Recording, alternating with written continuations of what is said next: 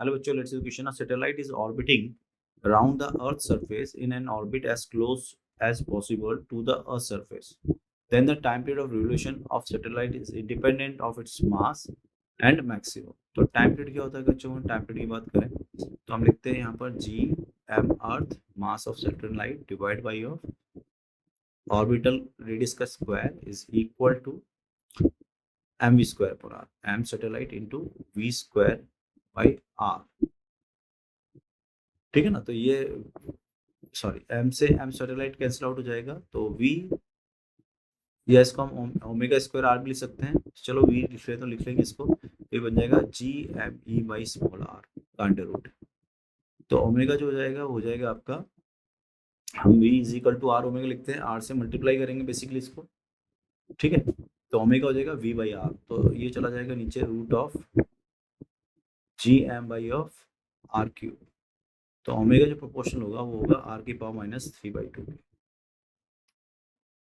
ठीक है, तो लेकिन वो मास पे डिपेंड नहीं करेगा, यही बोल रहा है. The time period of revolution of satellite is independent mass and is maximum.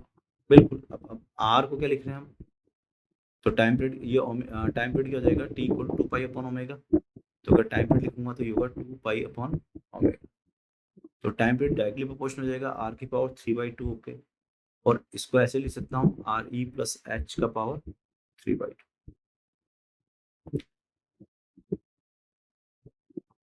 ठीक है, अब हमसे बोल रहा है the time period of revolution satellite is independent of its mass and is maximum.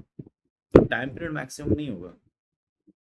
अगर आप देखोगे तो R E T directly proportional हो रहा है आर ई प्लस एच के, और एच के हो रहा है आपका नेग्लिजिबल है. तो time period is directly proportional to what? R E की पावर 3/2.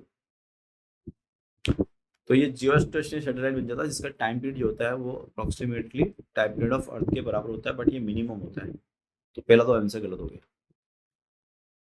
अब ऑर्बिटल स्पीड देखो, तो ऑर्बिटल स्पीड क्या हो जाएगी? ओमेगा या वी हो जाएगा. इसको ऐसे देखो, ऑर्बिटल स्पीड को वी लिख सकते हैं, वी ओ.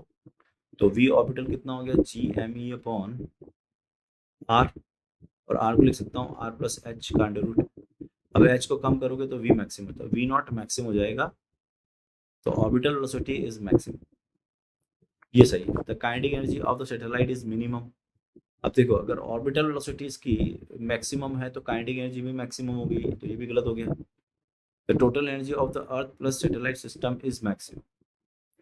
अब टोटल एनर्जी में क्या होगी? इसकी पोटेंशियल एनर्जी भी हो जाएगी और काइनेटिक एनर्जी भी हो जाएगी. तो पोटेंशियल एनर्जी लिखी जाएगी G M E M Y of small R plus kinetic energy लिखी जाएगी हाफ एम वी स्क्वायर.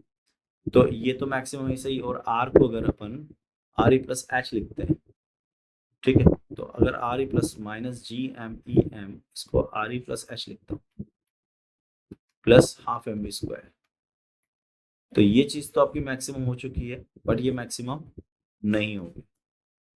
ठीक है, क्योंकि अगर हम देखें तो अगर एच का वैल्यू हम कम करें तो जी एम ई एम का वैल्यू मोर नेगेटिव होता है, इसका मतलब पोटेंशियल एनर्जी कम होगी.